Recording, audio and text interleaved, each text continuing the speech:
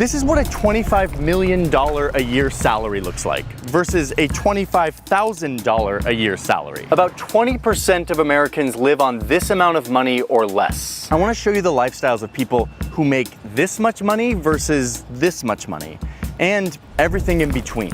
The reason I want to look at these differences is because of this graph. It's going up, which is a problem.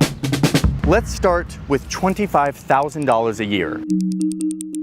All right, so let's say my name is George. I live in Atlanta, Georgia. I am single and I have no kids.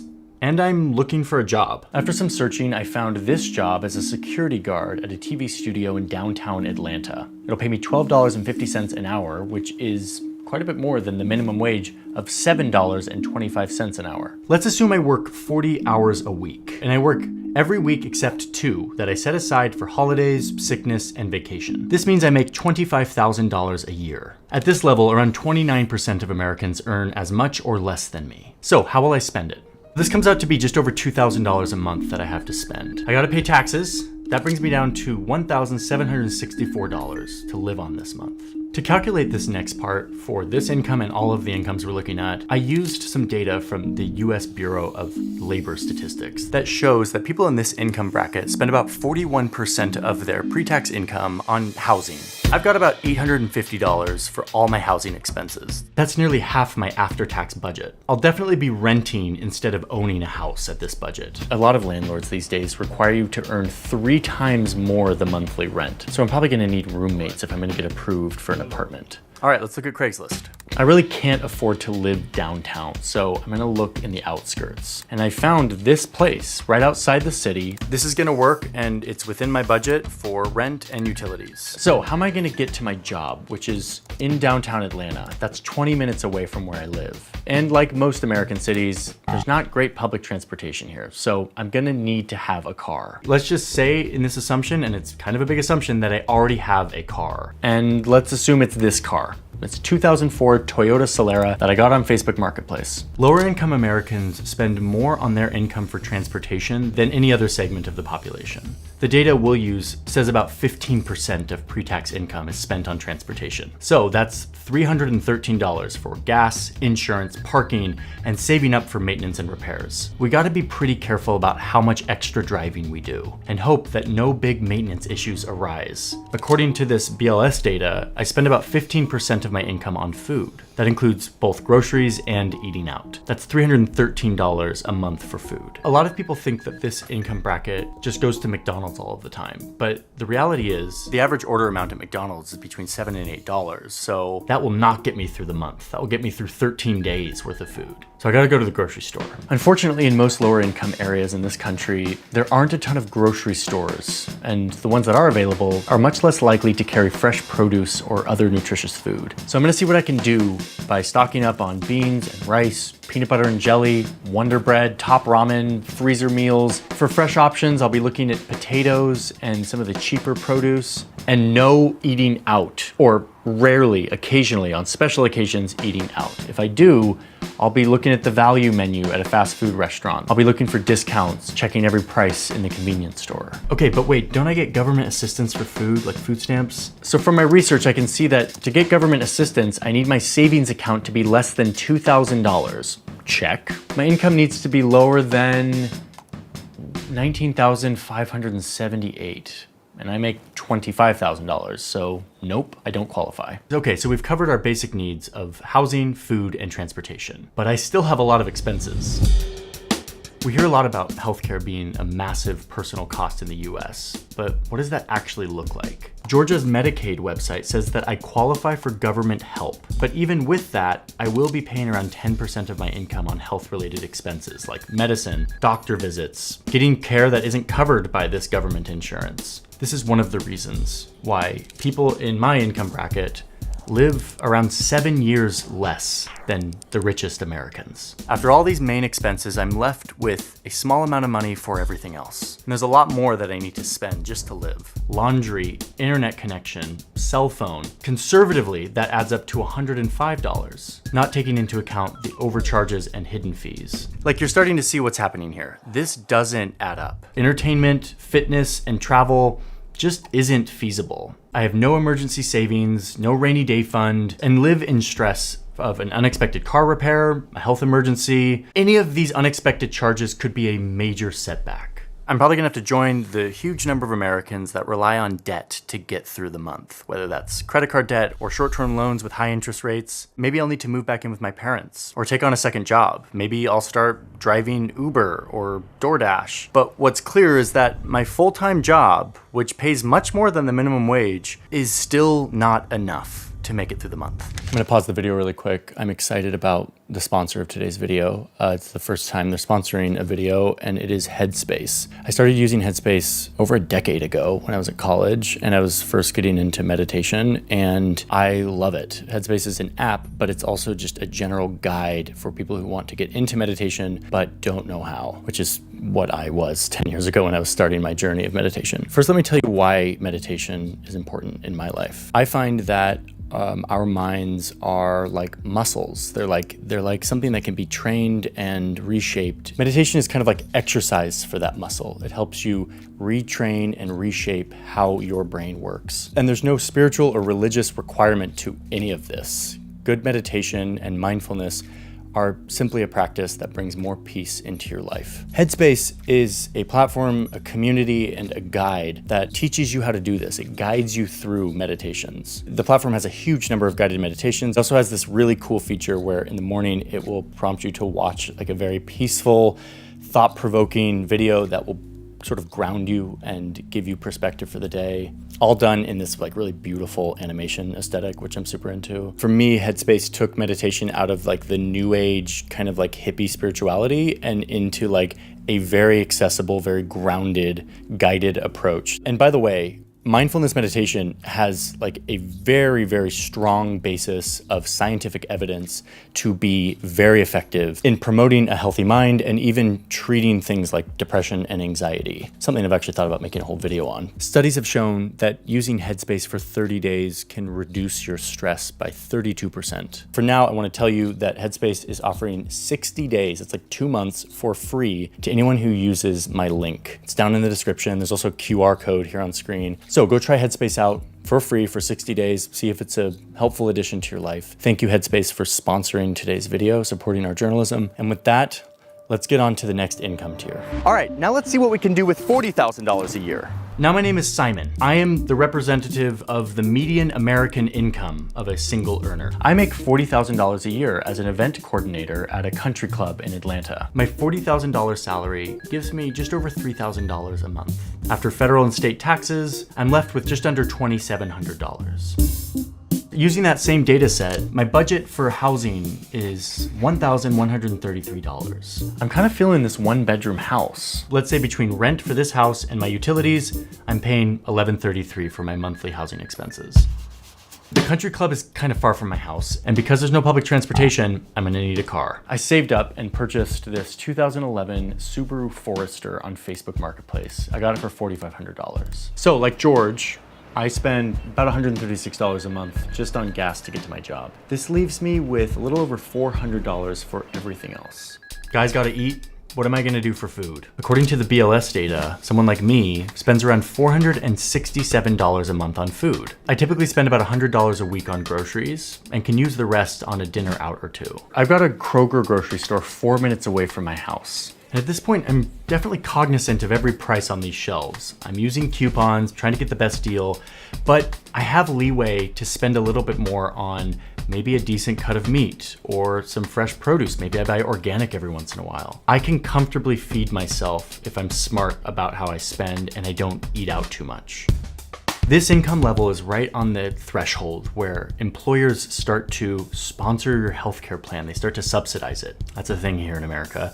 And luckily, my employer does. But even still, I spend $300 a month on health, medicine, out-of-pocket doctors, pre-deductible expenses, and now I get to pay for a gym. I signed up for this low-cost gym for $10 a month. So after covering these basic needs, I have $231 left for everything else, all of my other essentials. Laundry, cell phone, internet brings me down to $126. I will try to put some of this away for for an emergency or a trip. Put it into a savings account with a good interest rate so it will grow over time. But to be honest, I'm probably gonna spend this on entertainment. Like, I wanna go out and have fun. I wanna go to a movie. I wanna subscribe to Hulu and Netflix. I might buy a book, might go out with some friends. And after all of that, I end up around zero. So all in all, I'm doing better than George, but not that much better. I've got some money left over at the end of the month, but an emergency expense would still leave me in debt. All right, let's up this to 100 grand a year and see what our budget looks like. Okay, now I'm Tim, and I just found this job in sales. It makes me $100,000 a year. I'm officially in the six figures. I make 4 times more than George and double the median income that Simon makes. I'm now near the top 10% of earners in this country. My salary gives me $8,333 every month. $2,200 of that is gonna go to taxes, and I'm left with just over 6 grand. In this income bracket, you see that people spend around 30% of their income on housing. Until recently, this salary would have been more than enough to buy a house, but these days, not so much. But for the case of our assumption, let's assume that I, Tim, have been saving for 10 years and I'm finally ready to purchase my first home. Zillow is telling me that I can afford a house that's around $314,000. I'm gonna buy this nice 1-bedroom townhouse in Atlanta. It's got these nice wood floors, all of this natural light. Oh wait, no. Looks like there's a condo fee, $426 per month, probably for that fancy workout room. Okay, we're gonna have to keep looking. Okay, I found one. It's a 1-bedroom condo. It's got a fireplace, access to a pool and a fitness room. It's in a pretty good location, and it's just under $260,000. With the condo fee, I'll be paying around $2,700 per month, which is about 32% of my income for housing. I get to spend more on housing than George and Simon make in a month. Oh, and by the way, I will have to cough up $20,000, which is my whole savings, for a 5% down payment and closing costs to make this house purchase. Thanks to my good credit, I can qualify for a good car loan that allows me to buy this beauty, a $50,000 BMW. It'll cost me $754 a month for 5 years, and it will leave me with $579 every month to spend on gas, repairs, and insurance. I'm even starting to be able to afford to bring it to a professional car wash place, get it detailed every couple months. I am upper middle class now, so I only have to pay 11% of my income on food per month just to feed myself. I get to eat out a lot more lately. When I'm at the grocery store, I get to peruse the fresh and nutritious food much more abundantly. I can buy nice meat and nice produce. I'm not overly concerned about the prices. And lately, since meal delivery apps have become more common, I'm ordering DoorDash like once or twice a week. I'm starting to be able to use money to save myself time and stress. My job pays for a lot of my health insurance, and yet I still pay $500 a month on health, medicine, and these kind of expensive supplements I've been buying. I'm able to save money at this point so that a minor medical emergency isn't a huge deal. But the doctors I do go to have to be covered by my insurance plan. I can't go out of network. It would be too expensive to pay out of pocket. With all my big expenses covered, I still have $665 to cover Wi-Fi, unlimited data on my phone, and since laundry and a gym are in my apartment, I actually don't need to use much cash for that. So even after all of these essentials, I have money to save and invest. And even still, I have cash left over to go out with friends. Every few months, I'm able to save up enough to go on vacation. My work pays me even when I'm taking time off, so I don't need to worry about that. I do have to strategically choose my travel locations to make sure that they're affordable. Because I chose a cheaper place, I'm able to enjoy drinks and food while I'm there. When I come home, I do have to save and scrounge for a couple of months to recuperate, but it's not too stressful. Not bad, and in fact, much better than the vast majority of Americans. All right, now let's up this to $1 million a year and see what our budget starts to look like. Hi, my name is Noah. I am a junior managing director at a big private equity fund. I'm in finance. I'm looking for a man in finance. I work 70 hours a week. I make big deals, they're very important, and I am earning $1 million a year. That is $83,000 a month. After taxes, it's more like $48,000 a month. In 1 month, I'm making double what George makes in an entire year. In 3 years, I'll make more than he makes in an entire lifetime. I've got some serious money to work with here. Like, I'm officially among the top 1% of income earners in this country. And I'm very lucky because my income and wealth are increasing at a faster rate than everyone else's. And we'll see why in just a second. Making this much money, I can get a really nice house by spending 28% of my income, which means I can afford around a $2.6 million house. Wow, this one's kind of nice. This 5-bedroom, 5-bathroom home in this quiet Atlanta suburb. Man, it is nice here. Look at this kitchen. Oh, and this beautiful yard out here. I might pick up croquet. And it even comes with this little friend. Hey, bud. I've always wanted my own taxidermy fox. This house is gonna cost me around $19,000 every month for the mortgage and other expenses, like house cleaners that come once a week to clean my entire house and do my laundry. My yard is maintained by a local landscaping company. I'm spending 16% of my income on transportation, which means a little over $13,000 a month on everything cars and planes. Instead of owning a car, I lease one in 3-year periods so that I can always be driving the newest, fanciest car. Like this Rivian. It's gonna cost me about $1,000 a month all in. I can totally afford that. I'm also taking a lot of taxis lately because I can afford it, and I can afford a private driver here and there, though I don't have a full-time private driver. I can hop on a flight too whenever I want. And when I fly internationally, I even splurge on business class. Still pretty expensive, but I've got all of these airline miles that I've racked up from all of my work travel that I actually get upgraded for free often. And now I'm actually pretty hungry, so let's talk about food. My budget for food has ballooned. Based on the BLS data, I could technically afford to spend $8,000 on food every month. But I'm not sure that's totally common among this income bracket. There's not a ton of good data on like the 1%ers. So I estimate that somebody in this bracket is spending more like $3,500 per month on food, which is still a lot. I'm officially deep in the don't look at food prices, don't shop for my own groceries, don't worry about ordering takeout whenever I want kind of rich. I can pay $20 for a salad. I can pay $16 for a smoothie. I could even drop $300 per person on a nice restaurant and not really be too stressed about it. Now, I can't afford a private chef yet, but I have opted for a high-end meal service that delivers dinners to my house. I have to work a lot. The difference is that per hour, my hours are much more financially valuable. George, Simon, and Tim all had to spend a lot of their hours cooking and cleaning and traveling around, but I can just pay to get a lot of that time back. I could technically afford to spend $4,000 a month on health, but again, we estimate that it's a little bit lower, more like $2,500, which would still mean a totally different healthcare world. I can go to any doctor, I can pay for a therapist out of pocket, I can easily afford to see a specialist for any kind of preventative care, physical therapy, elective surgeries, even stuff that isn't covered by my very good insurance. I can pay for it. I can pay out of pocket, and it's not too crazy for me. And even though I have a gym in my house because I converted one of the mini rooms into a gym, I actually pay for another nice gym membership at this luxury spa and gym so that I can use their hot tub and sauna. I also get in on their personal trainers who are really great. I recently signed up for this fancy doctor's office where I pay a monthly fee and I never have to wait more than 10 minutes in the waiting room. Remember, my time is extremely valuable. And this is one reason why my life expectancy is way up here. I'm probably gonna live 7 or 8 years longer than George. Laundry, cell phone bills, Wi-Fi, these are all negligible costs for me. I'm left with at least $10,000, and it could be way more if I reduced some of these assumptions, like spending thousands of dollars every month on food for just me. So what do I do with all this leftover money? Well, I do have a semi-complicated investment portfolio that I love to talk about. My money is in the stock market, 24/7, growing, compounding into more and more wealth. It allows my wealth to grow much faster than those who don't have extra money to invest.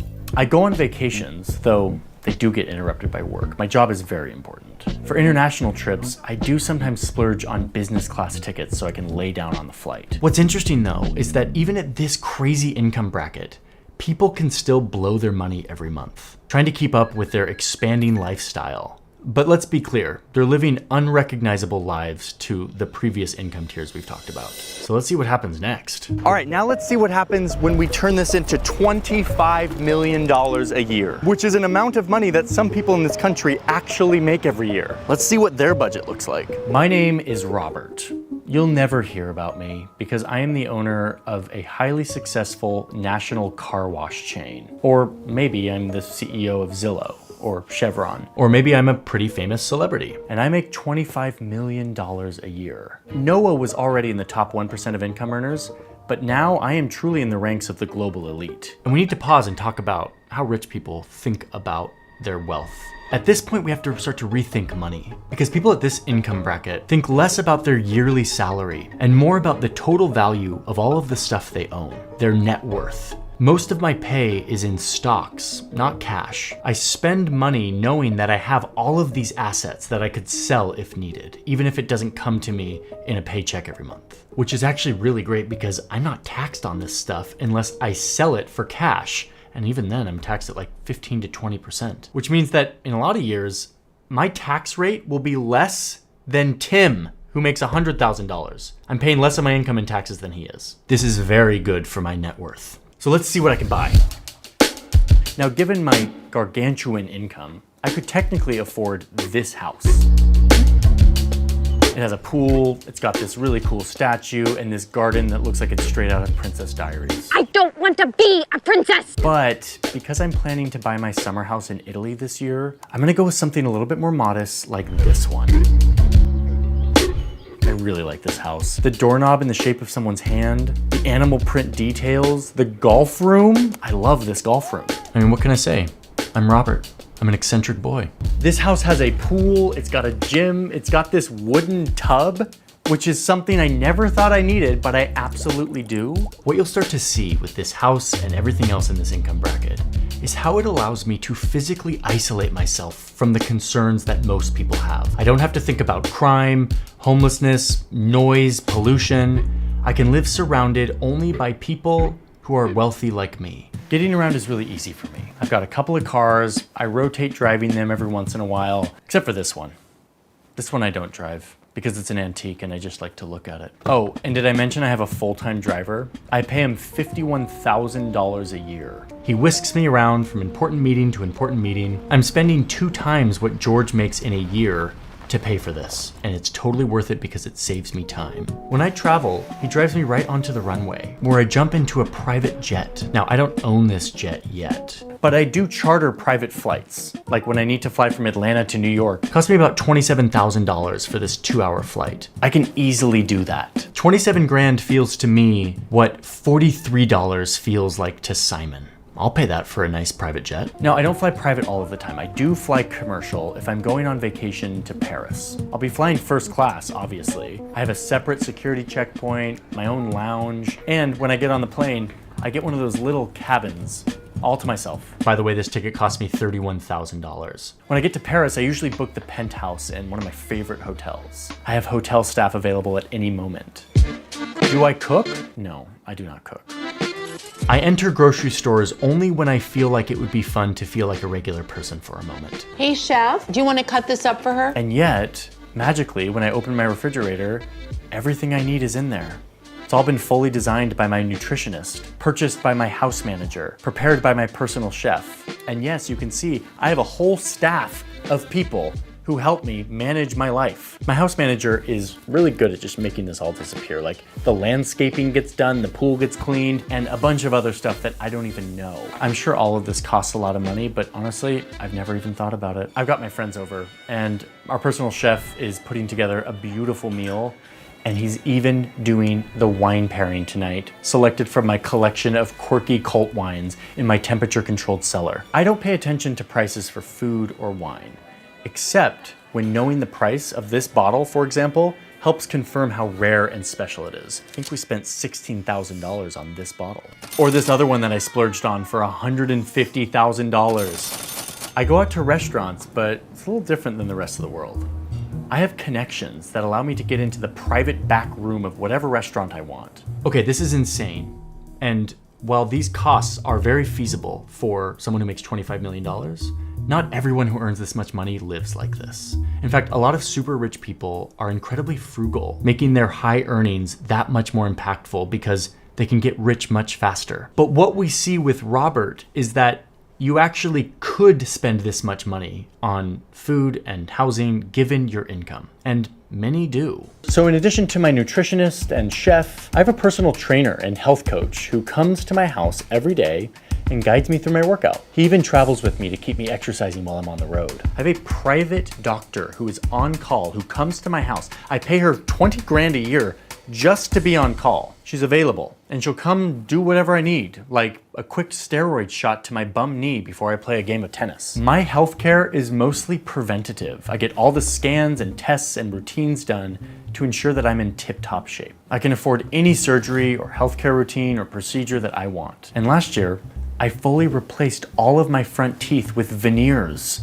It only cost me $28,000. And remember, $28,000 for me is what it feels like when Tim spends $112, or what George feels like spending $28. Not nothing, but not a huge deal. Even after spending on all of this, I still have lots of money that my financial manager funnels into sophisticated investment portfolios that just keep on growing. Investing can be really fun for me at this point. I'll just take 30 grand here and there to buy collector's items that I'm into. A couple weeks ago, I paid $5,000 for this authentic World War II helmet. This piece of art cost me 50 grand, but it's a great investment because the artist is actually gonna be the next big thing, so. This stuff is fun, but it also contributes to my net worth because all of this retains and grows in value. And my clever accountant has recently mentioned that he found a way to occasionally sell this stuff and get a nice tax break on the profits. Now listen, I make a meaningful difference in my community with philanthropy. Like,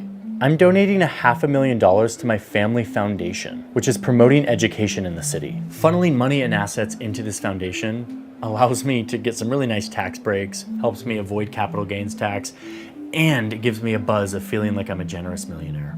I even donated a few $100,000 to my nephew's private school last year. They didn't really need the money, but now they're putting my name at the top of their donor list, which is like really great. And even after all of this, I've got tons of leftover income. I'm easily able to cover the mortgage on my secondary property in Lake Como. It's only $30,000 a month. And the views here are just chef's kiss. I mean, look at it. One of my favorite parts about this level of wealth is how much access I now have to obscure elite clubs, like this one in New York called Core. I had to pay 50 grand for an initiation fee and then $17,000 annually, but it allows me to rub shoulders with really important people. And yes, there are echelons above me that someday maybe I'll reach, but I'm still existing on a fully different plane than most every single person in the world. Almost every stressor that you can think of, I can pay away. And the ones that I can't pay away, like heartbreak, grief, and social anxiety, I won't be able to pay that away at any level of wealth. I am protected financially from just about any emergency that could occur in my life. And so long as I manage my finances responsibly, I will never experience life below this level of wealth. The difference between these levels of income is kind of hard to fathom. If you're in the $25 million camp, you make more in 1 hour than George makes in 6 months. In just one 8-hour workday, you're making more than George makes in 4 years. 100 years ago, the divide between the rich and the poor was incredibly stark in this country. The top 1% would bring home 20% of all of the income. But then look what happened. We kind of fixed it. We taxed the super rich. The working class organized and rose up, fighting for fair pay. And by the 1980s, it was more like 10% of the income went to the top 1%. But watch what happens next. We're going back up, and we're leaving people like George in a trap. It's not hard to see why someone like George would have lost faith in our government and our institutions, and the concept of an American dream. The system is not working for George. Each cost leads to another cost, creating a poverty trap with no chance of getting out. Expensive housing far from work means a car. A car means maintenance and insurance and fuel, which means less money for food and healthcare. He makes too much for government assistance on any of this. How is George supposed to have the time, the money, or even the brain space to think about school or improving his skills? His social mobility is limited. We often think about America as this land of opportunity. If you work hard, you can move up. But the data shows us that that just isn't the case anymore. For someone like George, or for the tens of millions of Americans like him, the gap is getting wider, and it's getting harder to close. And that's bad. Not just bad because it's unfair, but it's bad for our economy, it's bad for our politics, and it's bad for the 44 million people who live in the richest country in the world, but don't have enough food every day. The people who only have access access to credit via predatory lenders, the people whose lives are rocked when they get a $25 overdraft fee, or who can't afford an oil change. It's time for the people in charge in this country to do what they did 100 years ago and reverse this curve before it becomes too late. Top 1% hold nearly 10 times more wealth than the bottom 50% combined. A staggering $5 trillion in wealth is set to be passed on without a dime of taxes. Oxfam is warning this accumulation of wealth in the hands of so few could exacerbate political divides, cause corruption, and impact economic growth worldwide.